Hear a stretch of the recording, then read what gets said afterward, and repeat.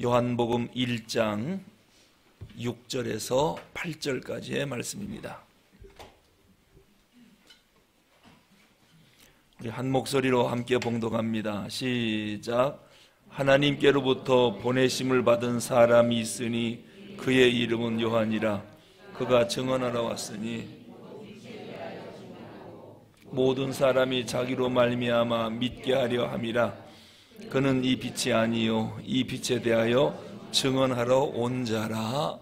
아멘. 아멘. 우리는 지난 시간에 예수님 안에 생명의 빛이 있는데 그 생명의 빛이 우리에게 비추었다. 그래서 우리에게서 예수님의 생명의 빛이 비춰지는 것입니다. 성도 여러분은 여러분 얼굴에서 예수님의 생명의 빛이 얼마나 비치는지 한번 거울을 보십시오. 과연 나한테 예수님의 생명의 빛이 얼마나 환하게 비치고 있는가? 우리 자신은 발광체가 아닙니다. 마치 달이 발광체가 아니고 태양빛을 받는 만큼만 지상에 빛을 비춰주는 것처럼 우리에게 나오는 생명의 빛은 예수님의 빛을 얼마나 많이 받느냐에 따라서 나에게 생명의 빛이 비춰지는 것입니다. 어떤 사람은 정말 예수님의 빛이 많이 비치는 사람이 있어요. 그분은 보름달처럼 예수님의 빛을 많이 받은 사람이에요. 그대로 비춰주는 거거든요. 어떤 사람은 예수님의 향기가 전혀 나질 않아요.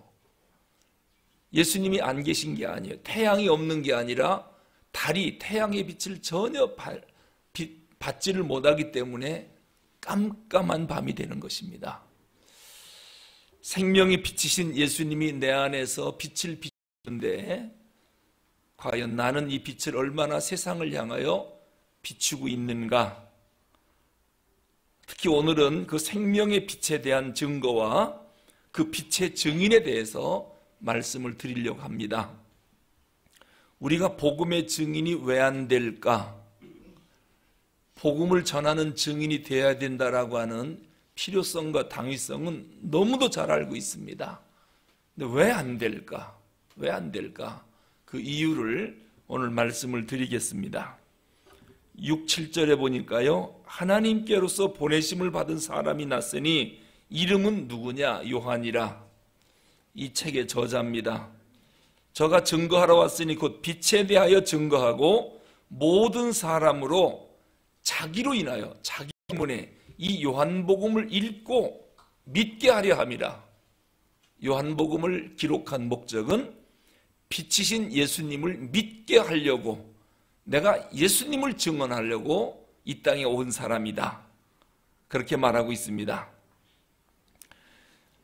생명의 빛은 빛 그대로 있습니다마는 그 빛을 우리가 받아들여야 되는데 빛을 받아들이는 데에는 두 가지 길이 열려 있어야 합니다.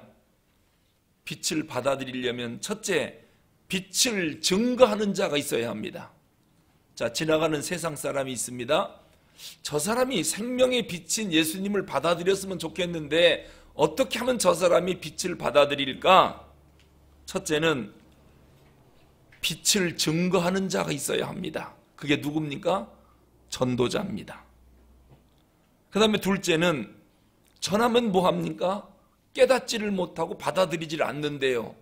그래서 복음의 빛을 전할 때는 반드시 그걸 받아들여 깨닫고 감동할 수 있도록 누가 역사해 줘야 됩니까? 성령님이 역사해 줘야 됩니다. 성령님이. 그래서 구원의 역사, 생명의 역사는 어떻게 일어나느냐? 말씀이 있어야 하고 그 말씀을 전하는 전도자가 있어야 하고 전하는 말씀 속에 역사하는 성령님이 계셔야 구원의 역사와 생명의 역사가 일어나는 거예요. 그래서 전도하러 나가려면 먼저 말씀부터 읽어야지요. 그리고 간절히 기도하고 나가는 이유가 뭐냐? 우리가 전하면 뭐합니까? 성령이 역사하지 않으면 받아들이질 않는 거요. 그래서 오늘 이 생명의 말씀을 전할 때 성령님이 역사해 주셔서 감동받게 해주세요. 그리고 나가서 복음을 전하는 것입니다. 사도행전 8장에 보면 이 빛에 대해서, 생명의 빛이신 예수님에 대해서 증거자, 이 전도자가 얼마나 필요한가를 사도행전 8장에 보면 자세히 나와 있습니다. 이디오피아의 국고를 맡은 내시, 상당히 지체가 높은 분이죠. 그 내시가 어느 날 예루살렘에 왔다가 돌아가는 길에 어디서 구했는지는 모르지만은 이사야서를 구해갖고 그 마차를 타고 가면서 그걸 읽고 있었습니다. 근데 성령님이 빌립에게 감동을 주셔서 너 빨리 내시가 마차를 타고 이디오피아로 돌아가는데 그에게 가서 이 빛을 증거하라. 그래서 빌립이 급히 따라갔지요. 가까이 가서 보니까 그 마차 안에서 이사야서를 읽고 있었습니다. 그때 빌립이 내시에게 뭐라고 물었느냐? 읽고 있는 것을 깨달을 수 있겠느냐? 물었습니다. 그랬더니 내시가 뭐라고 하느냐? 아니, 가르쳐주는 자가 없는데 어찌 깨달을 수 있겠습니까? 대답을 합니다. 그러면서 이 마차에 올라와서 이게 무엇을 말씀하는지 나한테 가르쳐 주십시오. 그래서 빌립이 설명을 했더니 이사야서에서 말씀하는 분이 바로 예수 그리스도시구나, 이거를 알게 된 것입니다. 그러니까 즉시 세례가 받고 싶은 거예요. 길을 지나가다가 물이 있는 곳을 보고 세례 받기를 원해서 빌립이 그 자리에서 세례를 줍니다. 생명의 역사, 구원의 역사가 그 자리에서 일어난 것이죠. 이것은 역사적으로 상당히 중요한 사건입니다. 내시 한 사람이 그런 일로 예수를 믿게 되자 이제 복음을 가지고 자기 나라로 돌아가지 않았습니까? 지금 아프리카에서 가장 기독교가 왕성한 나라가 이디오피아입니다. 이디오피아는 기독교 국가입니다. 벌써 2000년 전에 그 내시로 인해서 복음이 들어갔고 기독교가 크게 부흥한 나라가 된 것이지요. 자, 이런 걸 보면은 한 사람이 예수를 믿으려면 뭐가 필요하냐? 첫째는 말씀이 있어야 되겠죠. 여러분, 훌륭한 전도자가 되려면 말씀을 아셔야 됩니다. 정확한 복음을 아셔야 됩니다. 그 다음에 두 번째는 알면 뭐합니까? 가서 전해야 되지요. 가르쳐주는 자가 있어야 됩니다. 그럼 가르치면 다 됩니까? 깨달아야 되잖아요. 예수님을 영접해야 되잖아요. 그 일은 누가 감당하는 거예요? 성령님이. 그래서 말씀과 증언자와 성령님이 합동해서 역사함으로 생명의 역사, 구원의 역사가 일어나는 것입니다. 전도자가 복음을 전할 때 하나님이 그 전도자를 사용하시는데요, 성경을 보면 전도자의 입만 사용하는 게 아니더라고요. 전도자의 의식, 그가 갖고 있는 세계관, 인생 경험, 철학, 그의 인격 전체를 사용해서 복음 전하는 것을 보게 돼요. 그러니까 하나님은 그 전도자의 상황에 따라서 다양하게 복음을 전해요. 예를 들면 사도 바울을 볼까요? 바울은 공부를 참으로 많이 한, 그리고 헬라 철학에 능통한 사람입니다. 그러니까 바울을 하나님이 어느 곳에 전도자로 쓰느냐면 헬라 철학이 사용하는 이방인의 사도가 되게 하고 철학의 도시 아테네에 가서 유창하게 복음을 전하게 만듭니다. 그리고 바울 서신 13권을 기록으로 남기게 만들지요. 그리고 기독교 복음을 신학화 작업을 사도 바울이 합니다. 만약에 바울이 없었다면 초기 기독교 역사가 그냥 없어질 뻔했어요. 사도 바울이 신학화 작업을 딱 해놨기 때문에 오늘 이 복음이 전 세계화가 된 것입니다. 근데 그럼 베드로는 어떻게 썼느냐? 베드로는 우리가 아는 것처럼 조상 대대로 갈릴리 바다에서 고기를 잡아먹는 어부였거든요. 그러다 보니 가정 형편도 어렵고 또 학교도 별로 간 적이 없고 가방끈이 짧아요. 그래서 예수님의 수제자이면서도 성경을 많이 못 썼어요. 반드시 쓴 것이 베드로 전서와 베드로 후서. 근데 그 내용도 뭐냐면 한마디로 이겁니다. 깨어 기도해라. 왜요? 내가 잠자다가 예수님 3번 부인했다? 니들은 자지 말고 깨어 기도해라. 그 말씀 한마디 기록을 해놓고 많은데, 그걸 보면 하나님이 베드로는 좀 무식한 사람이어서 그런지 자기처럼 못 배운 사람들을 대상으로 복음을 열심히 전합니다. 이 복음 전하는 데는 모두가 다 필요한 거예요. 부자는 부자에게, 가난한 자는 가난한 자에게, 고난당하는 자는 고난당하는 자에게, 많이 배운 사람은 많이 배운 사람에게, 아주 골고루 필요에 따라서 성령님이 증언자로 세워서 복음을 전하는 것을 우리가 보게 됩니다. 그러므로 우리 모두는 나는 못 배워서 전도 못한다, 아닙니다. 각자에 따라 성령님이 필요한 곳에 보내서 우리 모두를 복음의 증언자로 사용하고 싶어하는 것입니다. 그런데 이 복음에 비치신 예수님에 대해서 증거를 할 때 이 증거는 4가지 차원에서 이루어집니다. 예수님이 우리의 구세주입니다. 이것이 증거되어야 되는데 어떻게 이게 증거되느냐? 첫째는 예언적 증거로 증거됩니다. 예를 들면 만약에 어떤 사람이 오늘 여기에 오신다면, 아주 훌륭한 분이 오신다라고 할 때 그분에 대해서 사전에 그분이 앞으로 2달 후에 오십니다. 그분은 이런 분입니다. 여러분 기대하십시오. 이제 1달 남았습니다. 열흘 남았습니다. 닷새 남았습니다. 계속 광고하고 그분에 대해서 사전에 지식을 충분히 주면 도대체 그분이 어떤 분인가 기대감이 상당히 클 거예요. 그리고 그분은 이런 분이다라고 하는 사전 지식이 있기 때문에 그분이 와서 말씀 한마디 전하면 그냥 아멘으로 받아들이고 은혜가 대단히 클 겁니다. 이것을 보고 예언이라고 합니다. 미리 이런 분이 온다는 것을 예고한다 그러죠. 그런데 메시아가 이 땅에 오시는 데에는 창세기 3장 15절부터 예언이 됐습니다. 예수님 오시기 4000년 전부터 메시아가 올 거다, 여인의 후손이 올 것이다. 그러면서 점진적 계시, 점점점 메시아가 오신다라고 하는 증거가 왕성하게 울려 퍼집니다. 그러다가 드디어 그들이 고대하던 메시아가 이 땅에 오신 것이지요. 1980년도에요. 제가 대학교 1학년 때였는데요. 여의도 광장에서 주제가 뭐였냐면 나는 찾았네 라고 하는 그 주제로 빌리 그레이엄 목사님을 모시고 대대적인 전도 집회를 했습니다. 그 여의도 광장에 100만 명 이상이 모였으니까요. 뭐 대단히 많이 모인 거죠. 1974년, 79년 이 엑스폴로 할 때도 상당히 100만 명 이상이 모였는데 80년도에 빌리 그레이엄 목사님이 전도 집회를 또 했습니다. 그런데 준비위원들이 1년 전부터 와가지고요, 각 조별로 나눠가지고 우리나라의 빌리 그레이엄 목사님이 이러한 목적으로 전도 집회를 합니다.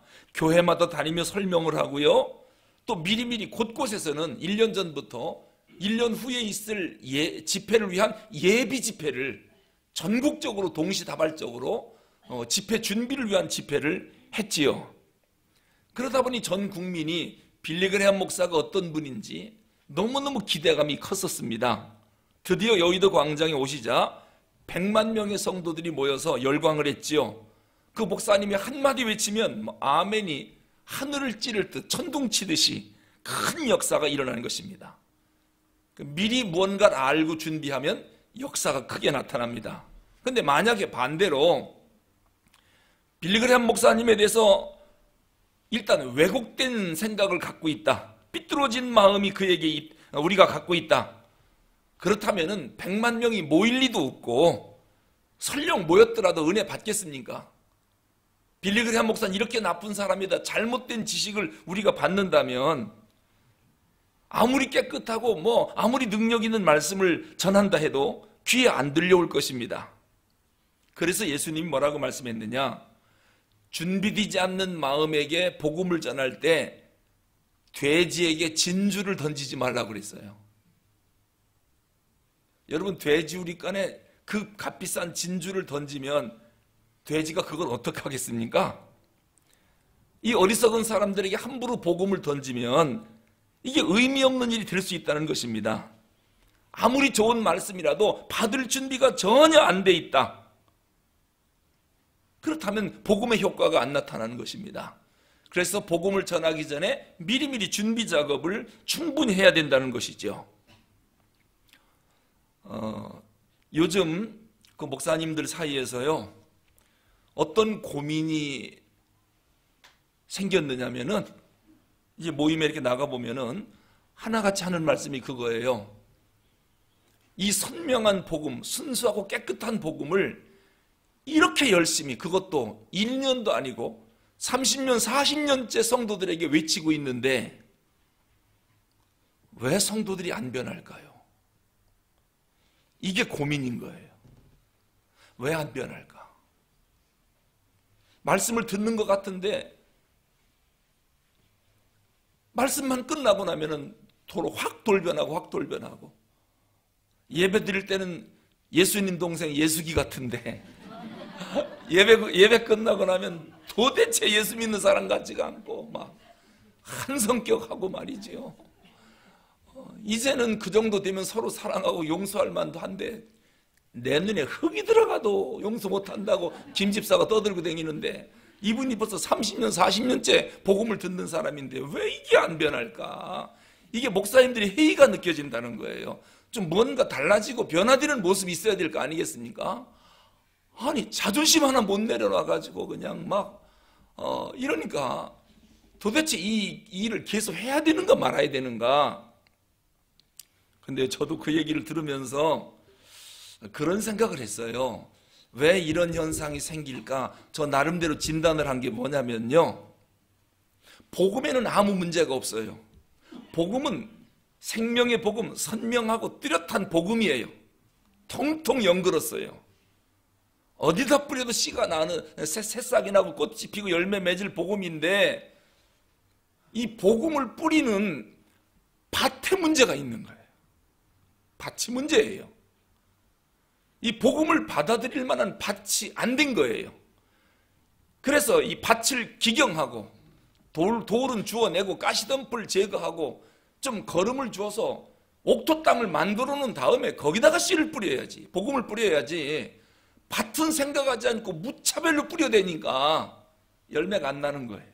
나는 듯 하다가 보니까 새가 와서 쪼아 먹어버렸고 마귀가 싹 가져가 버렸고 뭔가 되는 듯 하는데 바위에 눌려서 시험 들어버리고 가시에 찢겨가지고 온갖 피투성이가 나고 끝내는 꽃 피는 듯 하다가 시들시들 죽어버리고 결국은 열매를 못 맺고 맨날 그 모양 그 꼴인 것은 이유를 아는 거예요.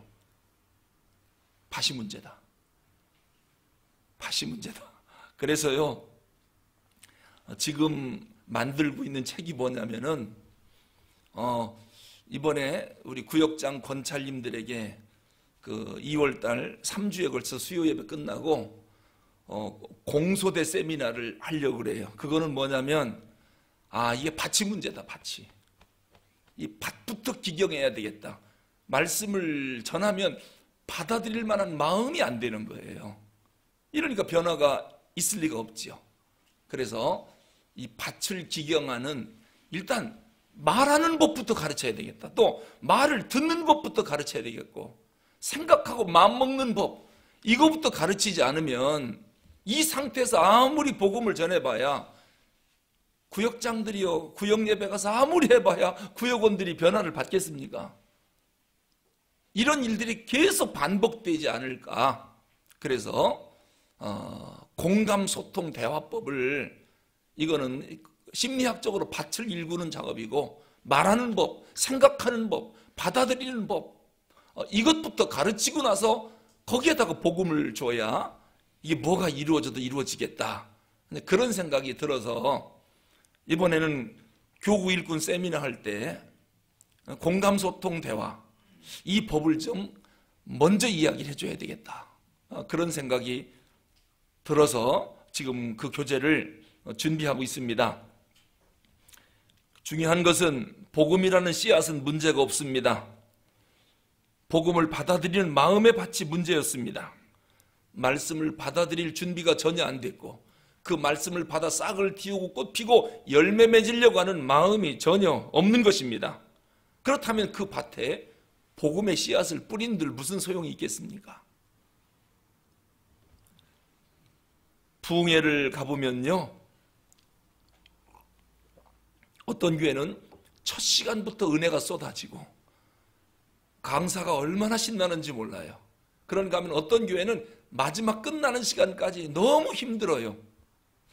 왜 그런가 봤더니 부흥회를 위해서 철저히 준비하고 저녁마다 준비기도 하고 마음의 준비를 단단히 하고 집회에 임한 교회는 첫 시간부터 은혜가 임하고, 부흥회 하는지도 몰랐다가 오늘 밤부터 부흥회 한다니까 허겁지겁 설거지다 물고 쫓아와가지고 앉아있고 색색거리고 있으니 이게 은혜가 되겠습니까? 받을 준비가 전혀 안 됐고 준비가 안 됐으니까 그냥 냉랭하게 앉아있다가 그냥 가는 겁니다. 그러면 설교 듣는 사람도 힘들고 복음을 전하는 강사도 힘들고, 바로 이런 것들입니다. 자, 제가 이 말씀 드리냐면 메시아가 오신다 창세기 3장 15절부터 미리 예언된 것입니다. 구약 4천년 역사 동안 오신다 계속 말씀으로 예언을 한 것이지요. 이 땅에 빛으로 메시아가 오신다, 생명의 빛이 오신다. 그러다가 드디어 유대 땅 베들레헴에 생명의 빛이신 예수님이 오신 것입니다.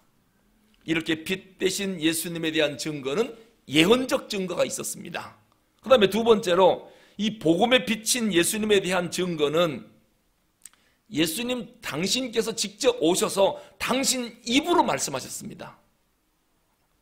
우선 예수님의 권위 있는 말씀, 그리고 수많은 기적들, 수많은 표적들, 이것이 전부 예수님은 곧 생명의 빛이시다, 메시아이시다라고 하는 자체 증거가 되는 것입니다. 그 좋은 예 가운데 하나가 뭐냐면요, 중풍병자 하나를 친구 4명이 지붕을 뚫고 내려와 고침받은 사건 기억하시죠? 그때 예수님이 그 환자를 보고 뭐라고 말했느냐? 소자야, 네 죄를 사하였느니라 그랬어요. 그러니까 옆에서 듣고 있던 바리새인들이 깜짝 놀란 것입니다. 그러면서 예수님에게 뭐라고 비난했느냐? 참남하도다, 하나님 외에 누가 죄 사할 권한이 있느냐? 이 일을 제기한 것입니다. 그래서 예수님 뭐라고 대답하셨냐면, 내가 사죄할 수 있는 권세가 있다는 것을 너희에게 보여주겠다. 중풍병자에게 상을 들고 일어나 걸어가라. 왜요? 네 죄 사함을 받았으니까. 그러니까 벌떡 일어나서 상을 들고 나갑니다. 이건 뭘 말하는 겁니까?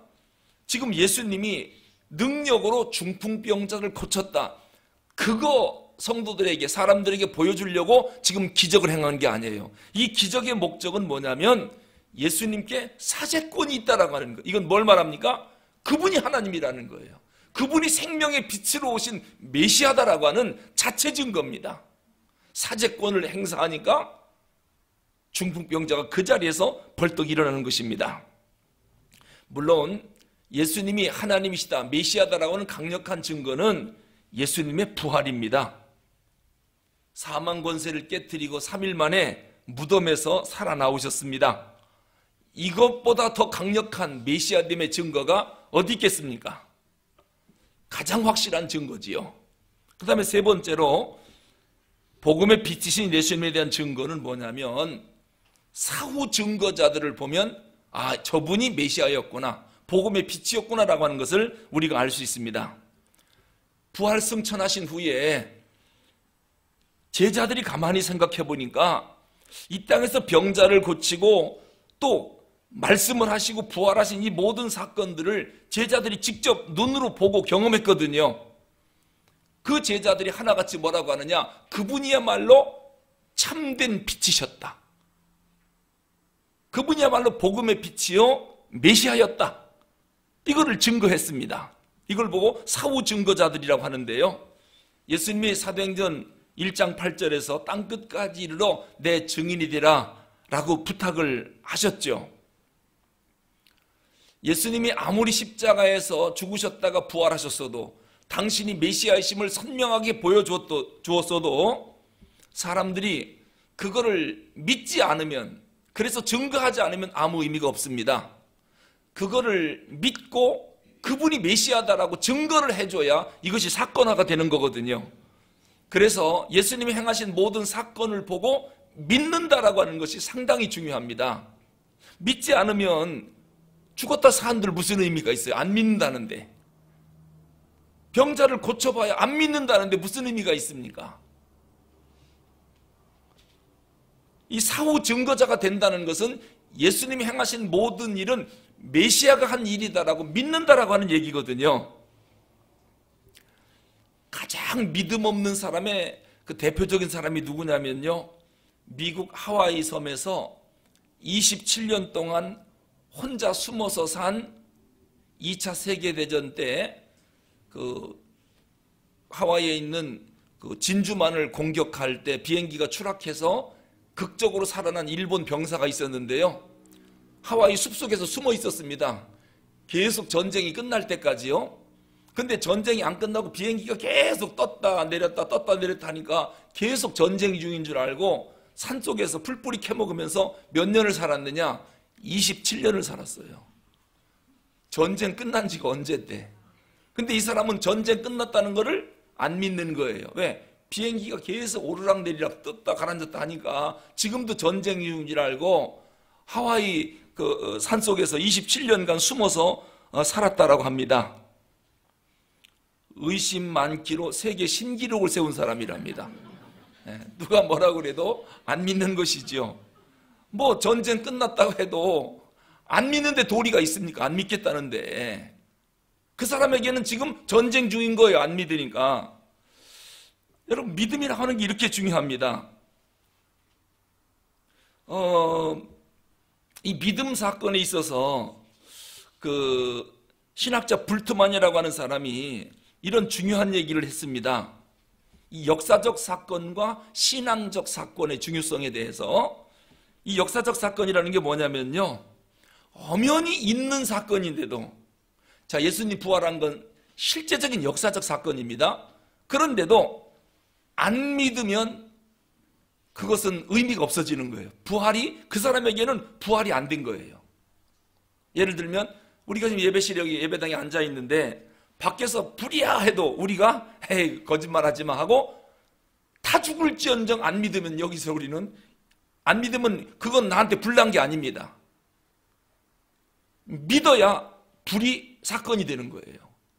예수님이 부활하셨다, 아무리 역사적으로 부활했다고 증거를 대도 난 못 믿어. 그럼 그 사람에게는 예수님이 부활한 게 아니에요. 그래서 역사적 사건도 중요하지만 더 중요한 것은 신앙적 사건이에요. 믿어야 돼요.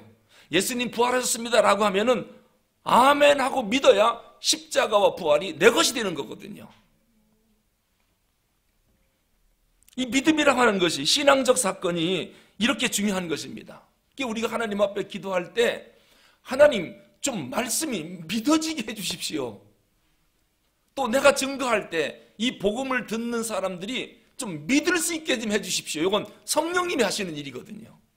우리가 무슨 언변으로 저들을 설득시켜 이 기가 막힌 역사적 사건을 신앙적 사건으로 만들 수 있겠습니까?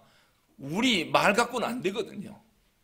성령님이 역사해 주셔야 그 신앙적 사건으로 역사적 사건이 바뀔 수가 있고, 그래야 그에게 구원이 일어나는 것이거든요. 특별히 제자들을 보면 가룟 유다 빼고 11제자가 예수님의 부활 때문에 그걸 증거하다가 전부 순교를 당했습니다. 뿐만 아니라 초대교회 속사도들, 교부들, 또 로마 핍박대 원형 경기장에서 수많은 사람들이 예수님이 메시아다 그거 외치면서 사자밥이 되어 죽어갔습니다. 이건 뭘 강력히 증거하느냐? 예수님이 누구신지를 강력히 증거하는 증거입니다. 예수님을 따르던 12제자가 모두 예수님을 위해서 순교를 당했습니다. 뭐 때문에요? 예수님의 십자가와 부활을 증거하느라고요. 그러니 예수님이 메시아다라고 하는 것, 하나님이다라고 하는 것은 이것보다 더 강한 설명이 어디 있겠습니까? 그리고 네 번째로 복음에 비치신 예수님에 대한 증거는 말씀드렸듯이 성령님의 증거입니다. 성령님의 증거. 성령이 증거를 해주시지 않으면 우선 이해가 안 갑니다. 성도님 여러분들은 예수님이 나를 위해 십자가에 돌아가셨습니다라고 하면 모두가 다 아멘하고 다 받아들입니다. 이게 성령님이 역사한 거예요. 성령님의 강한 역사가 있으니까 우리는 그것만 봐도 우리가 하나님의 자녀라고 하는 강력한 증거입니다. 여러분, 지나가는 사람 붙잡고 물어보세요. 예수님 십자가에 죽으셨다가 3일 만에 다시 사셨습니다 하면은 죽었다가 살았다고? 너 제정신이냐? 안 받아들입니다. 한번 물어보세요. 받아들이는가? 우리 보고 정신 차리라고 그러죠. 근데 우리는 전혀 의심이 없습니다. 어떻게 우리가 이렇게 됐죠?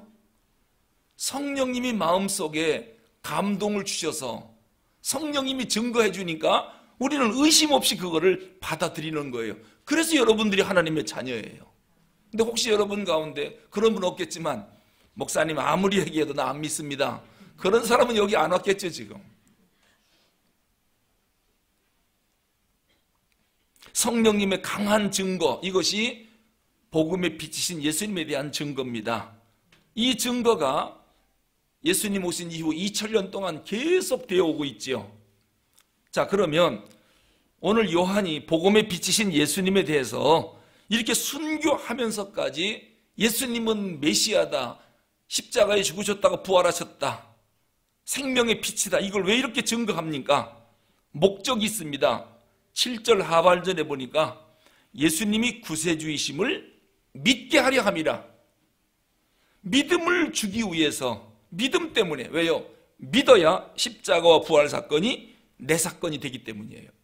안 믿으면 십자가와 부활은 내 거는 안 됩니다. 나에게는 아무 의미가 없는 것이죠. 믿게 하려고 자기가 목숨까지 바치면서 예수님이 생명의 빛이라고 우리에게 전해주는 거예요. 그때 성령님이 역사해서 우리는 그 복음을 받아들인 거지요. 역사적 사건이 성령님 때문에 내 안에서 신앙적 사건으로 바뀌었다. 우리는 그거 하나만 갖고도요, 평생 기뻐할 수 있어요. 왜냐? 구원받은 하나님의 자녀가 됐으니까요. 자, 그러면은 이 복음을 받은 우리들이 이 복음의 증언자가 돼야 되거든요. 증인이 돼야 됩니다. 그래서 우리에게 예수님이 사명을 준 거예요. 근데 왜 우리가 복음의 증인이 안 될까? 알면서도 왜 이게 안 될까? 세 가지 여건을 갖춰야 복음의 증인이 될 수가 있어요.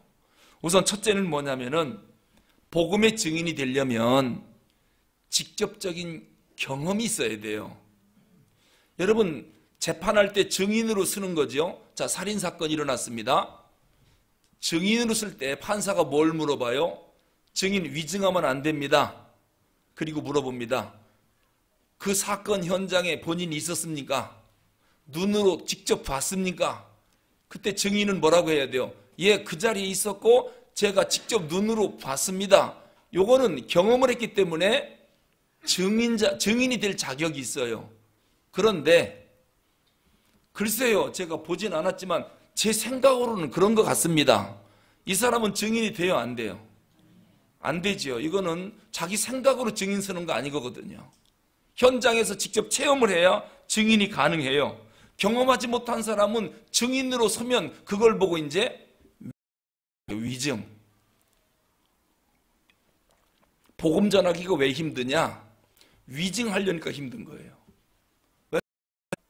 주님에 대해서 체험한 적도 경험한 적이 없는데 자꾸 목사님은 나가서 증거하라고 그러니까 이게 죽겠는 거라. 만나지도 못했고 들어본 적도 없는데 나보고 가서 전하라고 하니까 천사 하는 말이 뭡니까? 예수 믿고 천당 가세요. 그랬더니 옆집 아줌마가 그러더래요. 천당 봤소. 그러니까 아니요, 목사님이 그러대요. 있다고. 이제 이렇게 되는 거예요. 힘이 없는 거지요. 전하라고 하니까 전하긴 전하는데 경험이 없으니까 난 모르겠지만 목사님이 있다고 하니까 있는 것 같아요. 이래가지고서는 증거가 안 되는 거예요. 왜? 자기가 경험이 없거든요.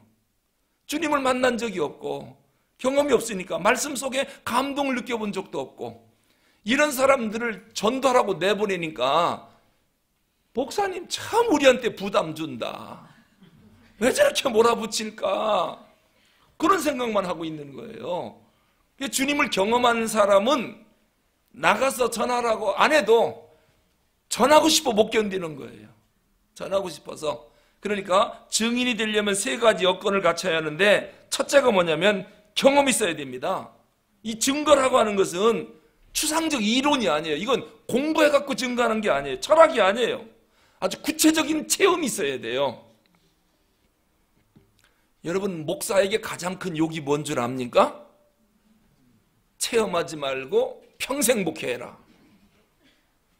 이것처럼 힘들 게 어디 있어요. 성령 체험하지 말고 평생 목회하라. 얼마나 힘들까요?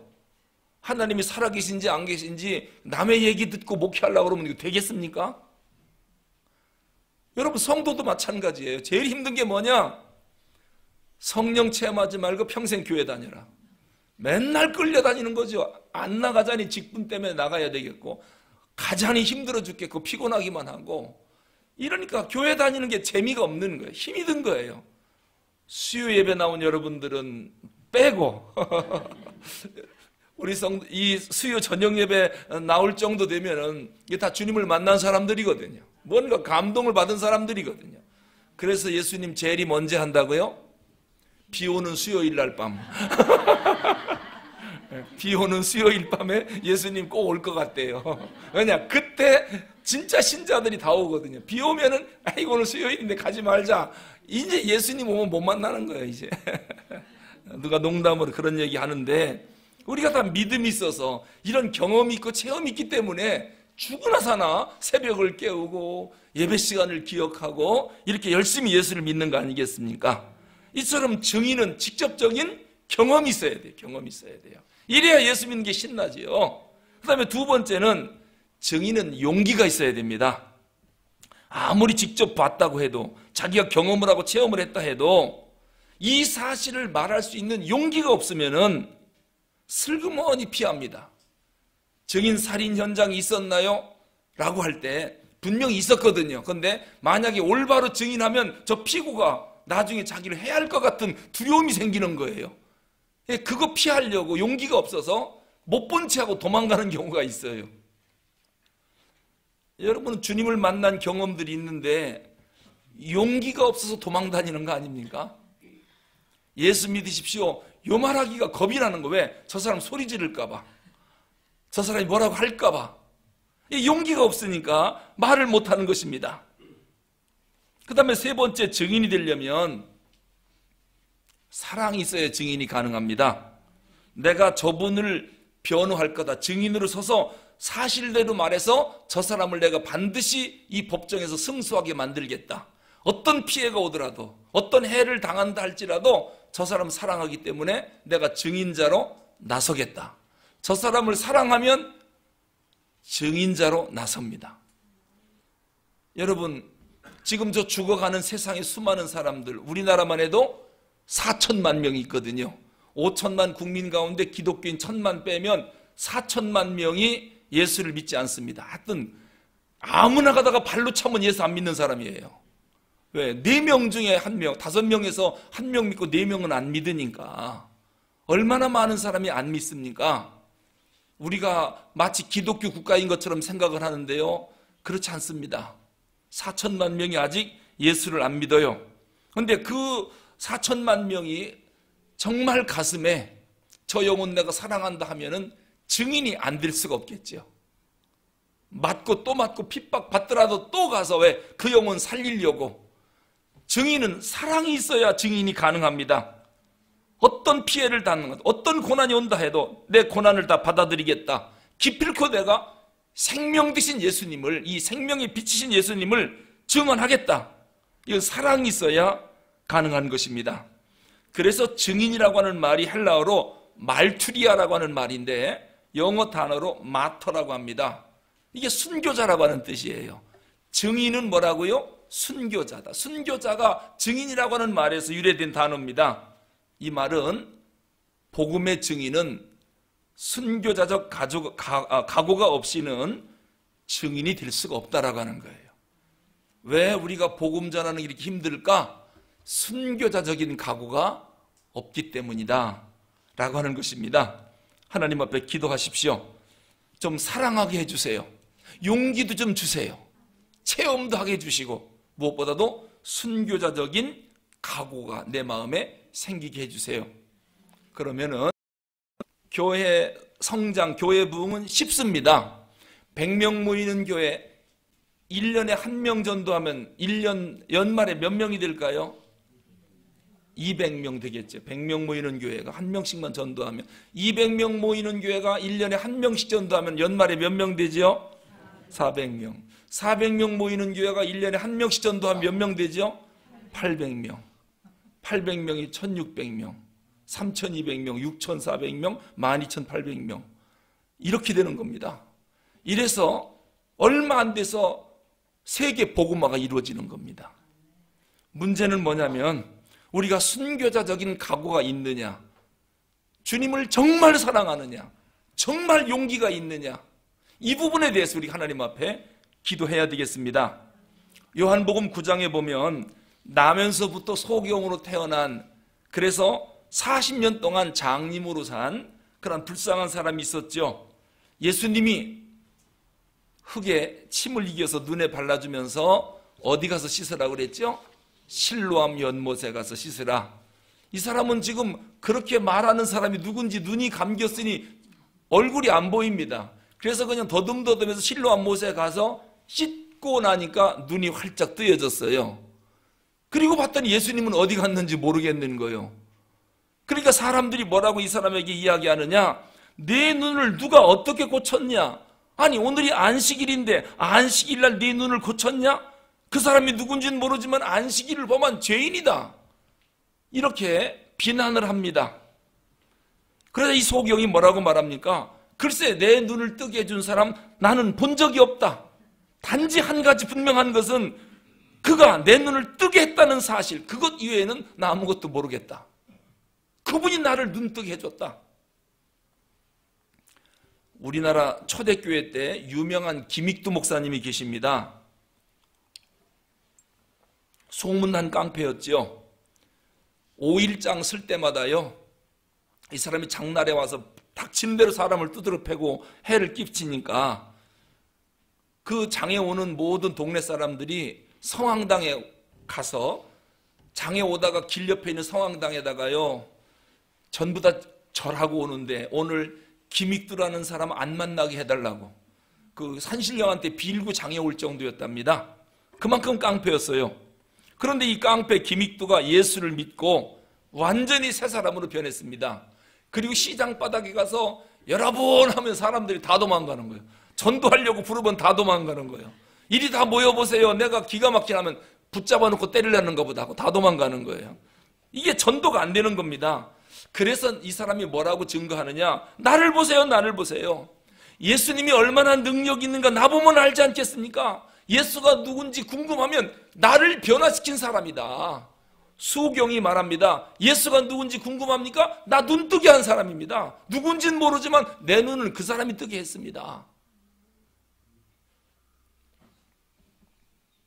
김익두처럼 나를 이렇게 변화시킨 분, 그분이 구세주가 아니면 나를 어떻게 변화시킬 수 있느냐? 내가 변화된 것을 보라. 이렇게 김익두가 전도를 했습니다. 오늘 본문 8절에 보니까요, 사도 요한이 예수님의 증인으로 딱 나타납니다. 그러면서 뭐라고 말하느냐, 사람들이 세례 요한을 메시아로 착각을 하는 겁니다. 그러니까 아니다, 그는 세례 요한은 빛이 아니다, 이 빛에 대하여 증거하러 온 사람이다. 그러니까 세례 요한은 증인으로서 두 가지를 갖춘 사람입니다. 하나는 예언자적 자격을 갖춘 사람이에요. 왜냐하면 말라기 선지자 이후 400년 동안 신구약 중간기 아닙니까? 선지자의 음성이 전혀 안 들렸습니다. 400년 후에 첫 번째 나타난 사람이 누구냐면 세례 요한입니다. 광야에 외치는 자가 됐죠. 뭐라고 예언했습니까? 회개하라, 천국이 가까이 왔느니라. 그때 천국이 누구냐면 예수님을 의미하는 거거든요. 회개하라, 예수님 가까이 오셨다. 예수님 가까이 오셨다. 그리고 예수님이 오셨습니다. 그러자 요한복음 1장 29절에서 세례를 예수님께 받고 그리고 지나가는 예수님을 향해서 보라, 세상 죄를 지고 가는 하나님의 어린 양이로다. 자, 예언자적인 증거도 했고 예수님을 직접 손으로 만져 세례까지 준 경험자적인 증거자가 세례 요한입니다. 이 두 가지를 다 가진 대표적인 증거자, 전도자가 세례 요한이죠. 그래서 세례 요한을 선지자 중에 선지자요, 여자가 낳은 자 중에 가장 큰 자라고 말하는 것이 바로 그것 때문에 그런 것입니다. 여기서 꼭 기억할 것은요, 세례 요한을 보니까 증인은 어디까지나 증인이지 진리 자체는 아니라고 하는 거예요. 이 부분에서 세례 요한은 참 정직한 사람이에요. 세례 요한이 상당히 인기가 있었거든요. 저분이 오리라고 한 엘리야 아니냐? 메시아 아니냐? 그만큼 선풍적인 인기를 끌고 있던 그런 사람이었는데, 세례 요한은 자기 위치를 정확히 지킵니다. 나는 복음에 대한 증언자일 뿐이지, 예수님에 대한 증언자일 뿐이지 나는 예수가 아니다, 메시아가 아니다. 끝까지 자기를 부인합니다. 난 단지 광야에 외치는 자의 소리다.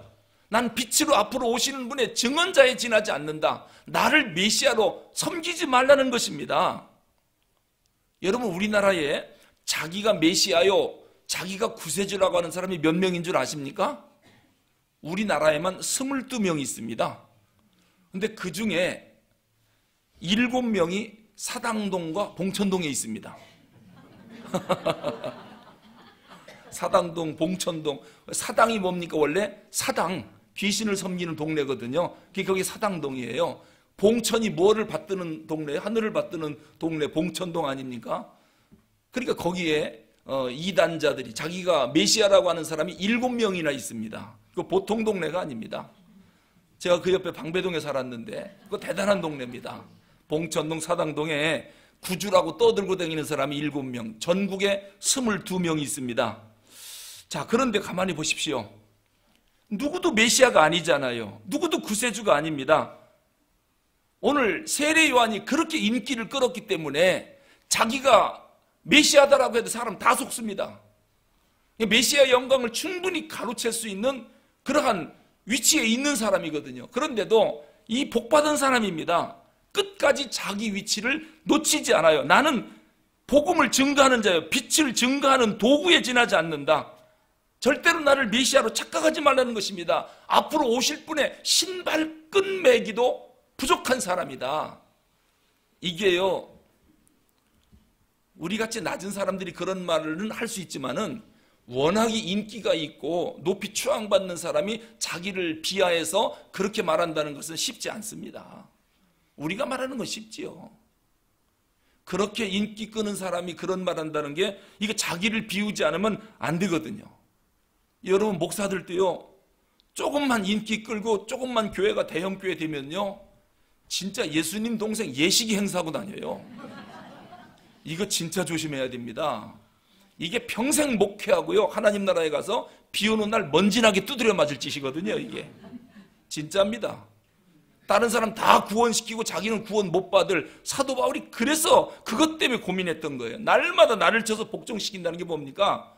수건만 갖다 대도 병자가 일어나면 큰 소리 칠만 하지요. 얼마나 많은 사람들이 따라다니겠습니까? 인기 최고지요.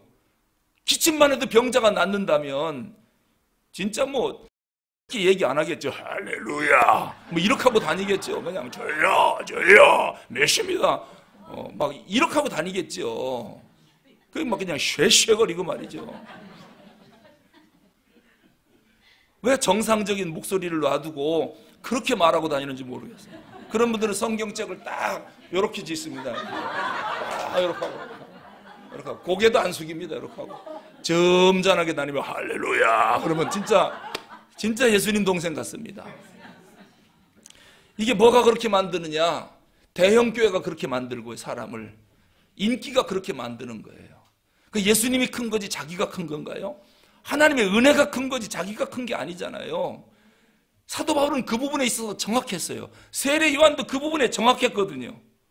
그런데 이단자들은 그렇지가 않습니다. 자기가 마치 뭐 신과 막 통하는 사람처럼 이렇게 사기를 치는데 수많은 성도들은 거기 앞에 그냥 꼬박 죽습니다.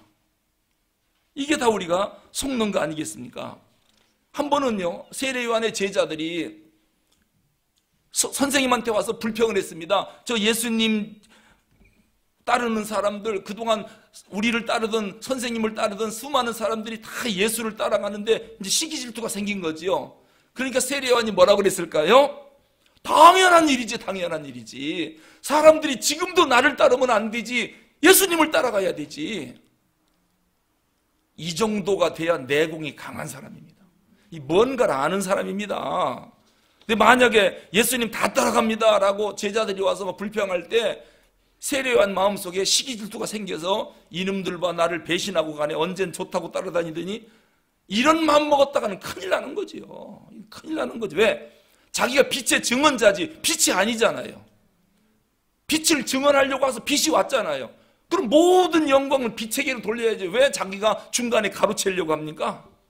그러면서 뭐라고 말씀합니까? 잔치집에 신랑이 입장하면 신랑 친구가 기뻐하는 것 같이, 신랑 친구가 아무리 잘나도 결혼식 날은 신랑과 신부를 봉사하고 그를 기쁘게 할 뿐이지 친구가 신랑이 될 수는 없다는 거 아닙니까? 세례요한의 말입니다. 그분은 신랑이고 나는 들러리다. 그분 오시는 길을 예비하러 온 사람이 지나지 않으니까 모든 영광은 예수님께로 가야 하고 나를 따르면 안 된다는 겁니다. 자기 자신을 정확히 한 사람입니다. 나는 세례요한이 그런 면에서 너무너무 좋은 거예요. 저도 참 걱정 중에 하나가 교회가 부흥하고 크고 막 그러면은 요런 짓 할까 봐서, 목소리 깔고 할렐루야 이렇게 하고 다닐까 봐서 이게 보통 걱정이 아니에요. 이러면 안 되잖아요. 근데 이게 기도 안 하면 그렇게 된다니까요. 자기가 마치 뭐 하나 된 것처럼요 큰 소리 치고 다녀요. 어떤 경우에도 우리가 예수님 위치로 올라간다든지 예수님이 받을 존경을 내가 받으면 안 됩니다. 난 언제든지 증언자일 뿐이에요. 봉사자일 뿐이에요. 예수님을 위해서 있는 사람이지 예수님 때문에 대접을 받으려고 있는 사람이 아니다라고 하는 것입니다. 유명한 무디 목사님이 일화 가운데 이런 얘기가 있습니다. 어느 날, 그날은 유난히도 설교가 은혜스럽게 잘 되더랍니다. 성도들 얼굴을 보니까 막 은혜를 많이 받고, 이제 설교를 마치고 내려오는데 어느 집사님이 그러더래요. 목사님 오늘 설교 너무너무 은혜 받았어요. 그동안 설교가 좋았지만 오늘은 최고로 좋았습니다. 그렇게 막 감동스러워서 얘기를 하더래요. 그때 무디 목사님이 뭐라고 말했냐면, 집사님, 내가 강단을 내려오는데 마귀가 똑같은 소리를 나한테 하는 걸 내가 들었습니다. 이게 무슨 얘기냐면은 무디 목사님이 설교가 오늘 유난히 잘 되고 은혜를 많이 받으니까 속으로 우쭐한 마음이 생겼나 봐요. 내가 대단한 사람이다. 이게 누구 생각이에요? 마귀 생각이거든요. 그래서 그런 우쭐한 생각이 들어서 이게 하나님의 은혜 아닙니까? 하나님이 감동을 줬고 은혜를 줘서 성도들이 은혜를 받는 거지, 목사가 말 잘한다고 은혜 받습니까? 그런데 순간적으로 내가 역시 대단한가 보다 이런 생각이 강대상 내려오면서 들었는데 그 얘기를 집사가 하더라는 거예요. 그러니까 내가 강대상 내려오는데 마귀가 똑같은 소리 하더군요. 이 무디 목사님이 그래서 훌륭한 것입니다.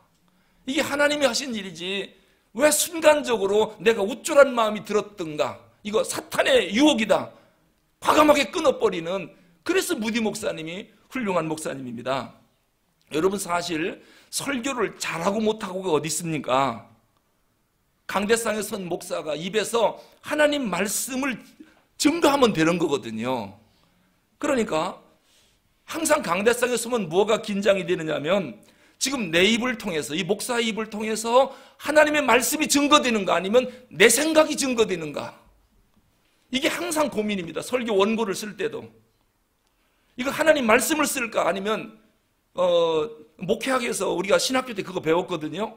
훌륭한 설교자가 되려면은 설교 한 편에 3번은 교인들을 웃겨야 된답니다. 3번은 웃겨야 되는, 처음 시작할 때 확 웃겨야 되고 중간에 웃기고 마지막에 웃겨야 설교가 성공한다는 거예요. 그래서 저도 유머집을 많이 찾아봤어요. 어떻게 웃길까 하고. 그런데 내가 성도들을 웃기려고 강대상에 섰는가, 그리고 유머집 찾아서 그거 말씀에 빗대어서 그거 들려줘가지고 그걸 웃겨야 꼭 되는가, 내가 하나님 말씀 증거하려고 제가 담임 목사로 청빙받아 왔지 제 얘기 하려고 온 것도 아니고, 재미난 웃기는 얘기 하려고 온 것도 아니고, 뉴스나 스포츠나 정치나 뭐 그런 얘기 하려고 제가 온 것도 아니에요. 저는 그냥 하나님 말씀을 가감없이 그거 전하려고 온 사람이거든요. 그러다 보니까 재미난 거 넣다가도 시간 아까워서 빼고 그냥 재미난 얘기는 여러분들이 유머집을 사서 읽으십시오. 저한테 들으려고 하지 말고. 저는 웃길지도 잘 모르니까. 어쨌든 긴장하는 게 뭐냐면은 내가 입에서 하나님의 말씀이 전달되는가, 아니면은 내 생각을 전달하는가, 이게 항상 고민이고요. 또 하나는 성도들이 하나님 말씀을 들으려고 이 자리에 앉아 있는가, 아니면은 내 얘기 들으려고 와서 앉아 있는가. 여러분, 제 얘기 들으려고 왔습니까? 아니죠. 하나님 말씀 들으려고 왔죠. 그렇다면 하나님 말씀을 전해야 되겠죠. 물론 하나님의 말씀을 재밌게 전하면 더 좋겠지요. 근데 그건 또 사람마다 달라요. 어떤 목사님은 막 유행가도 구슬프게 잘하더라고요. 어쩌면 그렇게 설교 내용에 맞춰서 그 가사도 잘 알고. 그런데 저는 유행가 자체를 모릅니다.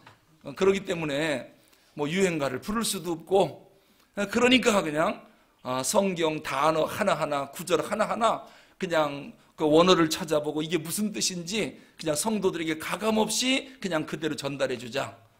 나중에 재미난 얘기 듣고 싶으면은 그때 코미디언 하나 불러다가 하루 특별 집회를 하면 되겠죠. 실컷 웃도록. 오늘 세례 요한은요, 자기 중심이 정확한 거예요. 내가 딴 얘기 하려고 온 사람이 아니다. 나는 빛에 대하여 증거하러 온 사람이고, 자기 위치도 잃지 않습니다. 아무리 인기 써봐라. 나는 점점 쇠해하고 예수님은 점점 흥해야 하리라. 그 말씀입니다.